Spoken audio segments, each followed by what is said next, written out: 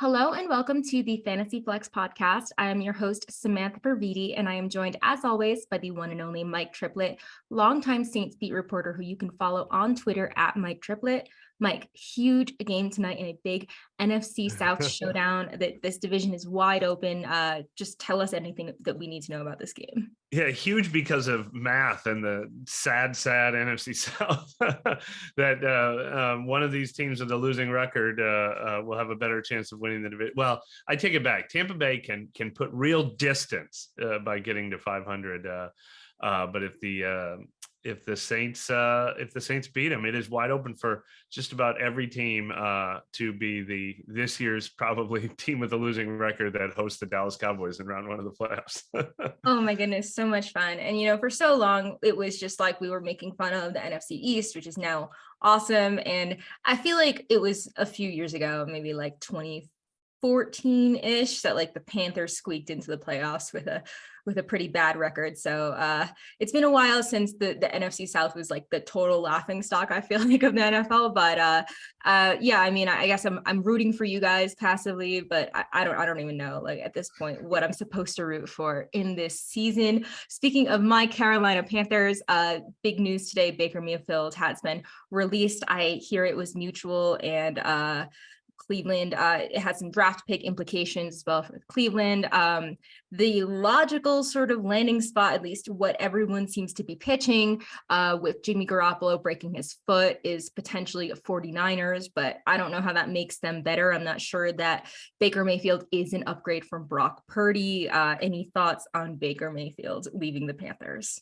Yeah, I mean, that's the only way he becomes fantasy relevant is if he lands in San Francisco with a starting job on a good team. But some I feel like the reports have been kind of mixed that I've been trying to follow today, that some have said, of course, they'll consider it, and some have poo-pooed it a little bit. But I don't know that would make me want to add Baker Mayfield. And I don't know that it would make me feel any better about, Brandon Ayuk or anybody else. I mean, the one thing I think either way is we might talk about Jordan Mason in the running backs to pick up. I mean, they're probably going to lean even more heavily on their run game. So Christian McCaffrey, who is already rostered in every single league, becomes an even better investment probably. And maybe Jordan Mason has some relevance if they decide they have to be a run heavy team. But on the flip side, you could say they're not going to be playing with big leads as they might have been with a better quarterback. So, it'll play out, but I'm not sure there's anything real actionable to do with any of this news. Definitely. I think it should hurt their odds in terms of, playoffs and everything like that. But they did pick up the win against a decent Dolphins team. The Tua was obviously banged up in that game as well. So it was just a brutal week for injuries. We will touch on that in a second. But speaking of the Browns, we did get to see the long-awaited debut of Deshaun Watson for the Cleveland Browns against the Texans in a revenge game. He did look pretty rusty to me. 12 of I think 22 for 131 yards, 0 touchdowns, 1 interception, finished as the QB 28. Did you watch much of that game? No, I was watching the more compelling games that were going on, except for they kept breaking in with highlights of every defensive touchdown that the Browns scored, or special teams touchdown. That's how Donovan Peoples-Jones got himself on the board, since the quarterback wasn't throwing it to him well enough. I would say this. I mean, look, obviously Deshaun Watson's going to have better days. So if you decided to pick him up, you don't immediately drop him and think this is what he's going to look like for the rest of the year. But I think we should slam the brakes a little on any investments we talked about making in Cleveland Browns players like Donovan Peoples-Jones or David Njoku, or certainly anyone who picked up Harrison Bryant as an Njoku replacement this week, that, now that they're switching from Jacoby to Brissett to Deshaun Watson, all of a sudden these pass catchers in Cleveland are going to have way more value. I think it's kind of hard to say that right now.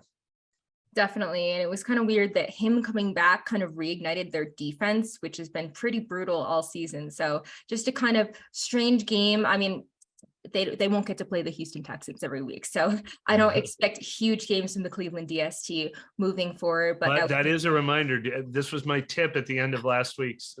I say a lot of wrong things on this show, so I'm going to highlight the right thing. I said, look ahead to your playoff schedule. Fill those bench spots with defenses playing against Houston in your fantasy playoffs. I should have also added, and hurry up and go get Cleveland if you still can this week. Definitely. They were definitely an interesting fantasy play this week. More quarterback bad news for the Rams. Their Super Bowl hangover just keeps getting worse.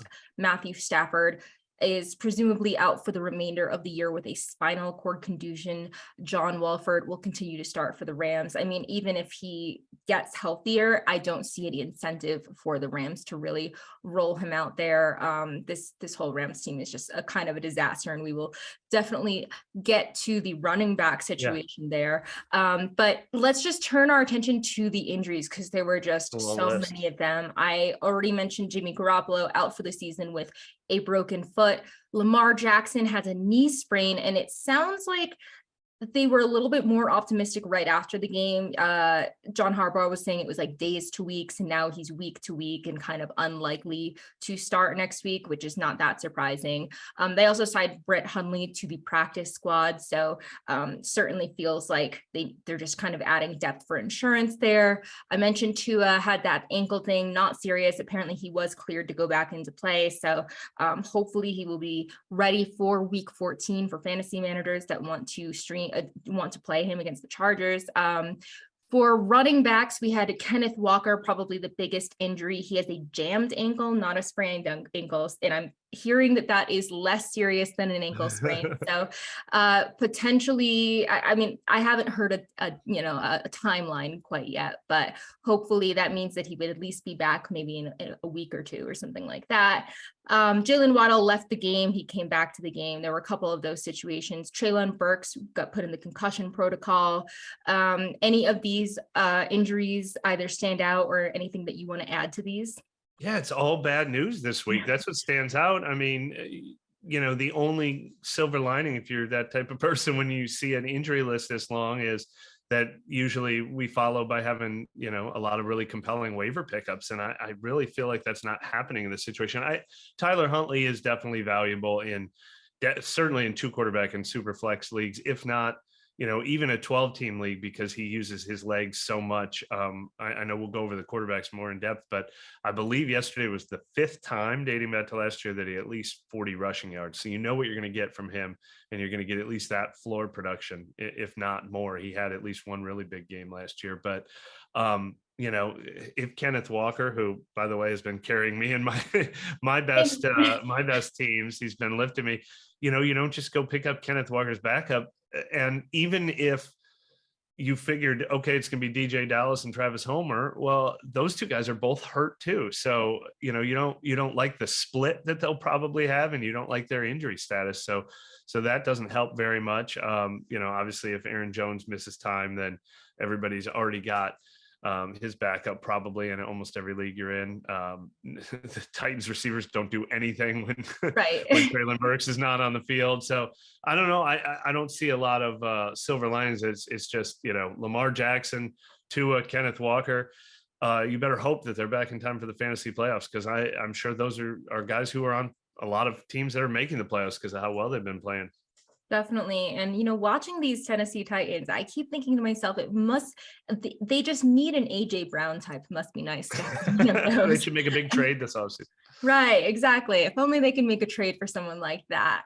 But yeah, their passing game has been pretty brutal. And honestly, their run game was shut down in this week. So it was just not a great offensive showing by those Tennessee Titans. And to make matters worse, we had a terrible week for injuries. And now we've got Bynado 2.0 to finish out the fantasy regular season for most people. So we've got the Falcons, Bears, Packers, Colts, Saints, and Commanders all on bye in week 14. So you're going to need to find replacements for guys like Cordero Patterson, David Montgomery, Justin Fields, if you've been starting him, Cole Kmet, Aaron Rodgers, Christian Watson, who's been pretty good of late, Alan Lazard. So, I mean, Aaron Jones at least gets the bye week to maybe recover there.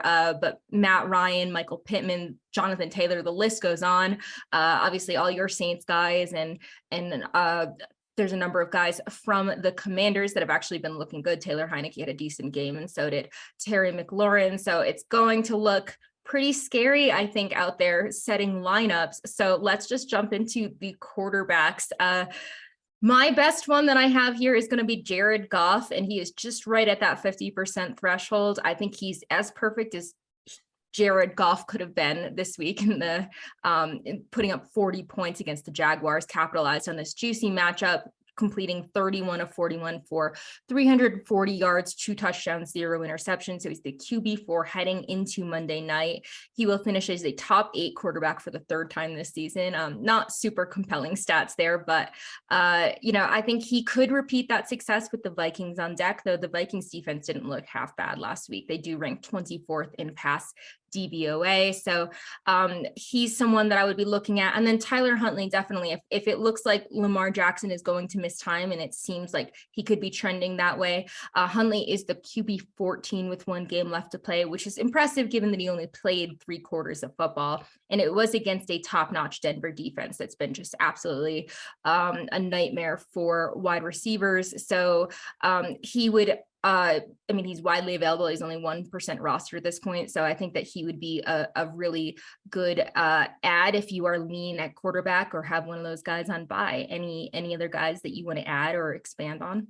Yeah, Huntley's my favorite if I'm just trying to get through the bye week, even though I don't know if I don't know if we can call this Binado part 2, because they somehow have picked like the 6 least fantasy relevant teams in the entire NFL to all go on a bye week at once. It's amazing. It's like, oh wait, I don't know if I even start anybody from any of these rosters. I know, because like earlier in the season, they there was 2 teams on bye or something like that. It was like the Chiefs and Chargers, and I was like, oh my god, it's just 2 teams, and there's so many players, and then now it's 6 teams, and you're like, Marcus Mariota, is anyone going to miss him? Yeah, but I'm trying to think if does anybody even need a starting quarterback out of this bunch? I guess if Aaron Rodgers is your starting quarterback, you're well, Justin Fields, of course, but deeper leagues, too, and I don't know, 2 quarterback leagues, whatever.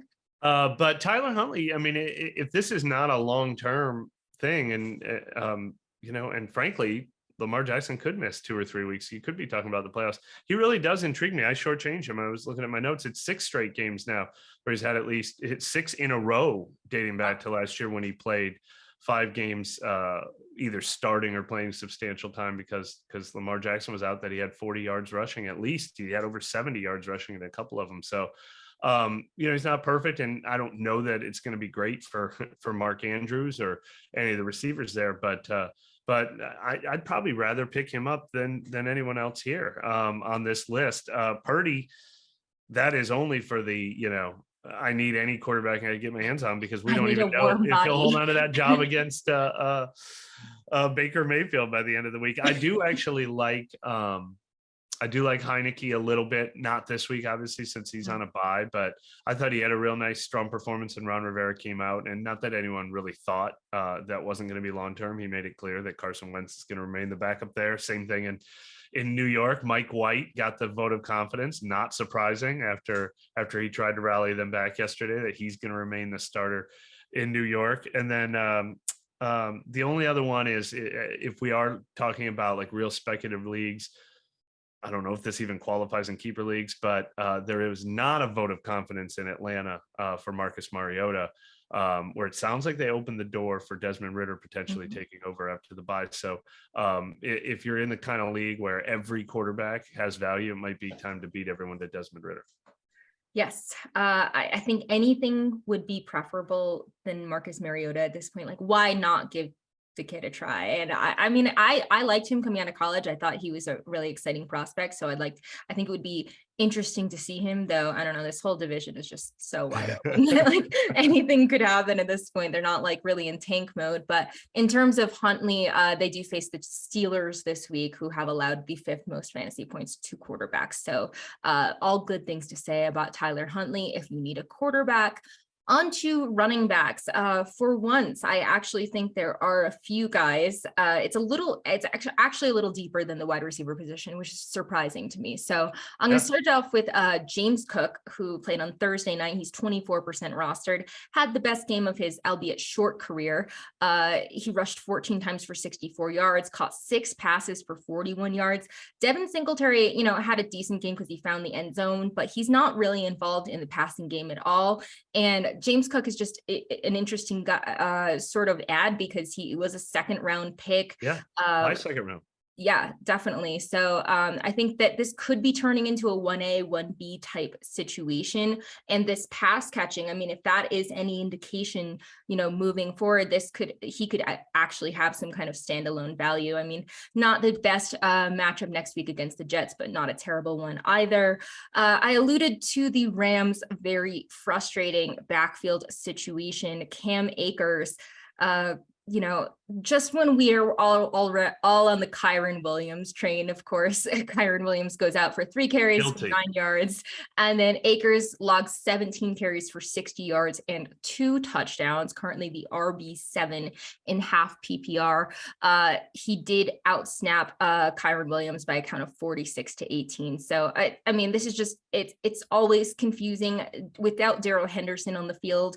It just feels like it's up for grabs, but no one, like the RB1 position is up for grabs, but no one actually can get it. But I will say they do have a very nice 2-game stretch coming up against the Raiders and Packers, which are both just terrible against the run. So that could give Akers an opportunity, but I feel I can't, it's like fantasy malpractice if I just tell you to go out and pick up Cam Akers, because like, fool me once, right? And then the last name that I'll mention is Zonovan Knight. We talked about him at length last week. So he went, all the way up to 47% rostered, currently the RB13 in half PPR. And this was his first kind of opportunity to show that he could be a quote unquote workhorse back for the Jets with, their whole backfield sort of banged up. It's not a great matchup next week against the Bills, but I just do like this Mike White Jets team right now. It's just so refreshing to see someone other than Zach Wilson. Any thoughts on those 3 guys or anyone else? Speaking of what you said, I think the number one thing we talked about with Mike White instead of Zach Wilson last year was that he actually throws to the running backs. And Zonovan Knight caught 5 passes this year, which wasn't even something we thought he'd bring to the table. And maybe he won't. You can't necessarily count on that with Ty Johnson there.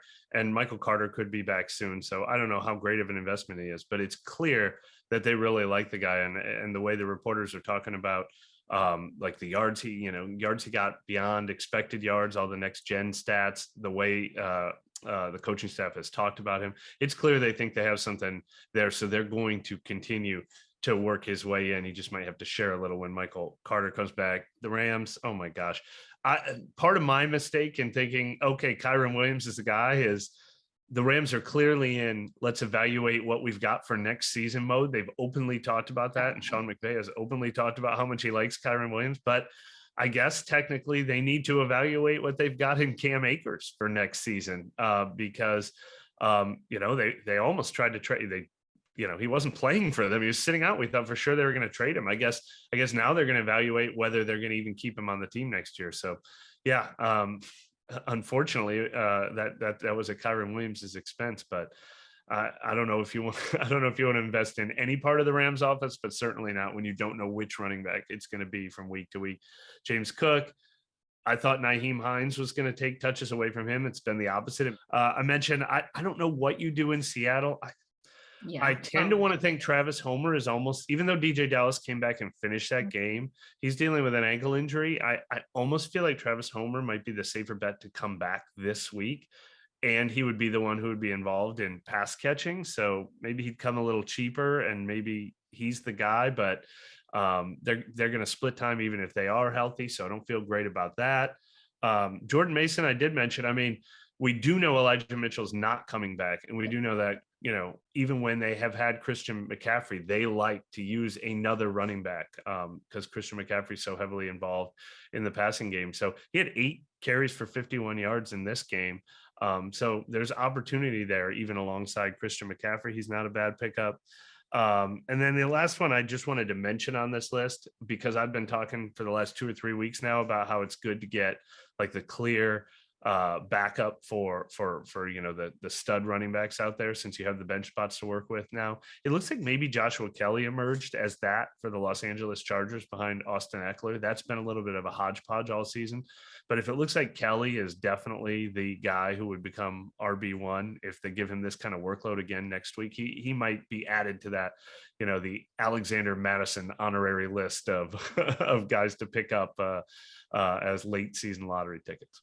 Yeah, maybe even a Kenneth Gainwell, who's 14% rostered, could be interesting there. He had an okay game as well. In terms of the Seahawks, I'm kind of at a loss to tell people what to do here, because I just don't know who will be healthy. I'm going to operate under the assumption that Kenneth Walker is not available for week 14, but if Travis Homer is healthy, I mean, he was dealing with an illness as well, didn't travel with the team. So I think that if it was just the illness, then maybe he could be the week 14 kind of savior potentially. And the thing is that we're not investing in these unless you're playing dynasty. Yes, like we're this not is not an empty the fab.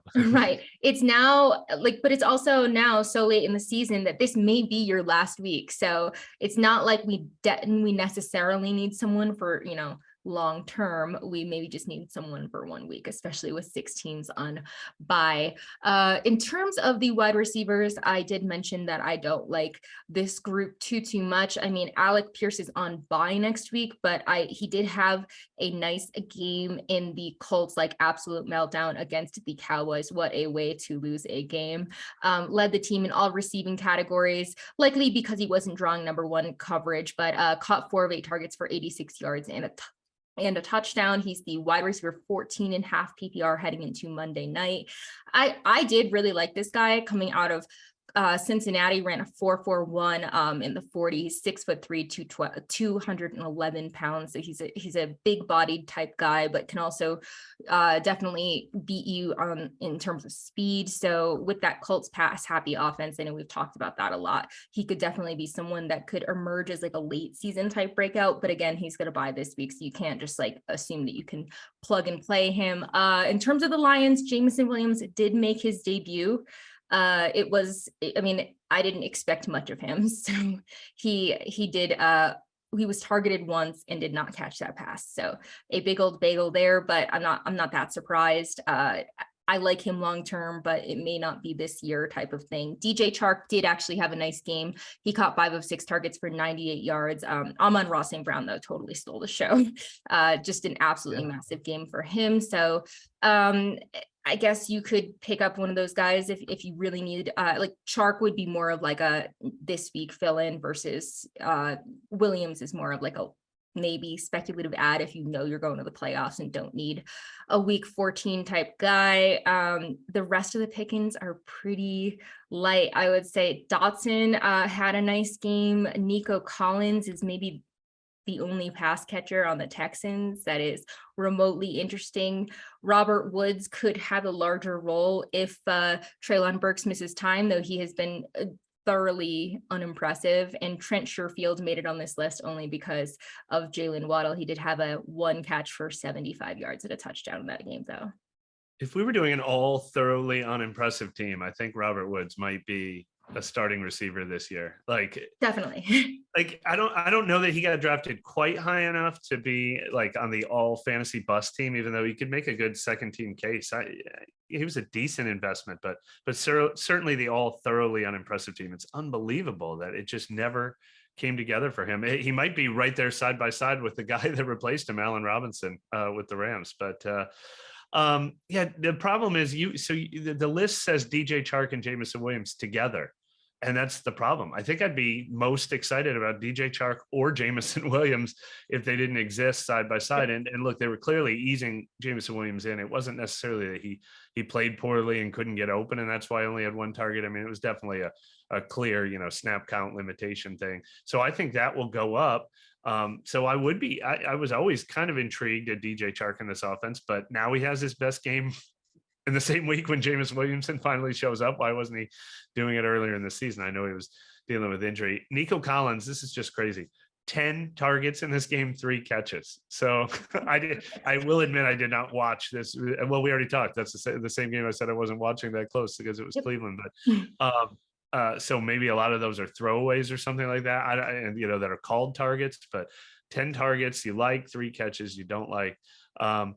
Michael Gallup, I don't know if he moved out of the top 50%. It's slightly outside, but Yeah. definitely worth talking about because I think he could be available in a number of leagues right now. Yeah, but the weird thing is he has 2 touchdown catches, but he actually, I think his kind of like snap count and his involvement actually went a little down compared to Noah Brown. So I like Michael Gallup just in general compared to the guys on this list, as someone we talked about in sort of that Zay Jones class of just like a steady veteran who gets kind of those 5 catches every week. But I also don't want to read too much into the 2 touchdowns, like, oh, they've unlocked something. I don't know that that'll be continuous. Here's the one though that I do like on this list is Jahan Dotson, because I've believed in sort of the talent. I think I invested him and a lot of teams early this season when he started to have a little bit of a mini breakout. And then he just kind of quietly dealt with a little injury and he just never quite got back into the mix. But Curtis Samuel's not really a factor anymore. I thought he had one of his best games. They talked about him so highly afterward. I wouldn't be surprised, a rookie receiver, maybe a little bit of a late bloomer issue there. I wouldn't be surprised if he's a little bit of a late season breakout. And I think he's going to get the opportunity.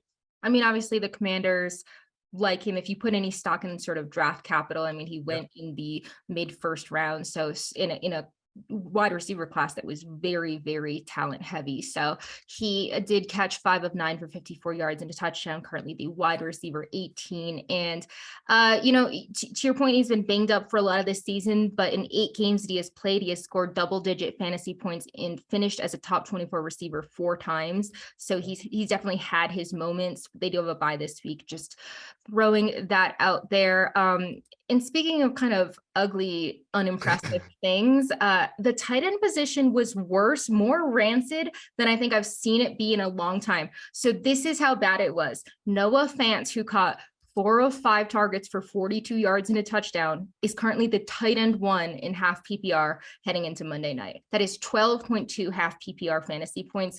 That is just absolutely terrible. That's because Taysom Hill hasn't played yet. We need to get David in on this. We have the Taysom Hill whisper. So I look forward to finding out when we're done taping if this is the breakout night. I don't actually love Taysom Hill against Tampa Bay's run defense, and they're supposed to get both of their defensive tackles back from injury tonight. But hey, there's an opening at this position. Oh my goodness. I mean, it's like either you drafted Travis Kelce and even he wasn't that good this week, or it's Russian roulette every single week. It's just a different guy all the time. I mean, Noah Fant, at least of these people that, we're kind of like scraping the bottom of the barrel for, at least he does sort of like have a pedigree. He's kind of been a victim of poor quarterback play for a while, but this was just a massive game for all the Seattle pass catchers. Tyler Lockett and DK Metcalf both had huge games that were, over 250 yards combined for both of them. So just an absolutely massive game. They play the Panthers next week though. So, I mean, that's interesting. The Panthers defense isn't anything to write home about. So certainly could be another Noah Fant game, but again, it's Russian roulette. Another guy, Greg Dulcich, he's been a frequent flyer on this podcast, but he was quiet for 3 weeks after the Broncos week 9 bye. He tallied in those 3 weeks, 7 catches for 52 yards and 0 touchdowns. Did bounce back nicely this week in week 13 against Baltimore, caught 6 of 8 for 85 yards. So he's currently the tight end 3 in half PPR with 1 game left to play. I think he will be a fringe tight end 1 next week with 6 teams on bye against the Chiefs, whose defense ranks 26th in pass DVOA. Any other names that you would like to add? Well, I was going to say I kind of like Noah Fant. The thing I like about him is he's not as much of a 1 week he's here, 1 week he's gone as some of the other tight ends. He's kind of consistently been a steady, just below the line producer for them. Like he's not going to win you any weeks, but he feels like a guy who's not going to put up a 0, especially if they don't have much of a running game to lean on. So I do kind of like him. Dulcich, I would be all over. I mean, I think Dulcich could have had the Cole Kmet season if he was just playing for an offense that produced anything, but it is very clear that he is a valuable part of this offense. And I guess if Cortland Sutton is hurt, maybe that helps more, but you're talking about a team that like scores 9 points every week. What's the best he can do in that offense? Goodness. So I don't know. We're not going to see Juwan Johnson tonight. He's out. So we won't be able to decide if he's a guy who can earn a little higher place on this list. Maybe though Cade Otton could. So I guess you watch that to see if he earns his way onto this list. But as usual, we need to change the order because we're always ending this thing on such a low point when we end with the tight end pickups. So terrible. There have been some weeks randomly where the tight ends have actually been not terrible. Like the week that I feel like Cade Otton broke out, there were a couple guys that were decent. But yeah, I mean, it's just pretty lean right now. Other guys, if you're in a super deep situation, or if you're in a sort of dynasty situation or keeper situation, I would keep my eye on Trey McBride of the Cardinals. Zach Ertz still out, obviously. And then the Colts tight end situation, gotta say, very frustrating for fantasy, but Mo Alley Cox did drop that pass. And I think he's not one of the more talented ones on that 3-man tight end platoon. I have loved Jelani Woods since the draft, so he is someone that I would definitely be all about if I were in a keeper or dynasty sort of situation. Kylan Granson also was involved in that game, but yeah, it's not that exciting. So hopefully you have a better tight end than some of these guys that we are mentioning. So I guess that will do it for this week's episode of the Fantasy Flex. Mike, thank you so much for your time, and please remind everyone where they can find your work. Yep. I work for New Orleans Football, a subscription site that really is for the diehard Saints fan. And I think the best coverage you're going to get of this team. If you're interested in them, you can also find my work on Twitter at Mike Triplett. It's so funny because there's Breckenridge. I mean, you would think, I guess, is more of a Broncos country sort of thing. But one of the bars in Breckenridge, it's called Kenosha. They have this bingo thing for like anytime the Saints play on like an island game. So it must be, it's like the owner of the bar is just a big Saints fan. So they're going to have bingo tonight, and I am going to be like an old person playing bingo. Nice. It's fun. It's like things like I don't know, offensive pass interference, coach's challenge, helmet lettuce, weird things. If a gambling commercial comes on, or Tom Brady reference, like things like that, and it's pretty fun, and you get to win things like more alcohol. So well, I'll give you, if you can pick your card, the Saints lead the NFL in false starts this year. Ooh, they lead the NFL in lost fumbles this year, and they're last in the NFL in interceptions. So try to plan accordingly when you grab your card. Those are some random factors. Thank you so much for the bingo game theory, Mike. And thank you to everyone for joining. Don't forget to email those mailbag questions to mailbag@actionnetwork.com, and we will see you all next week. Peace out.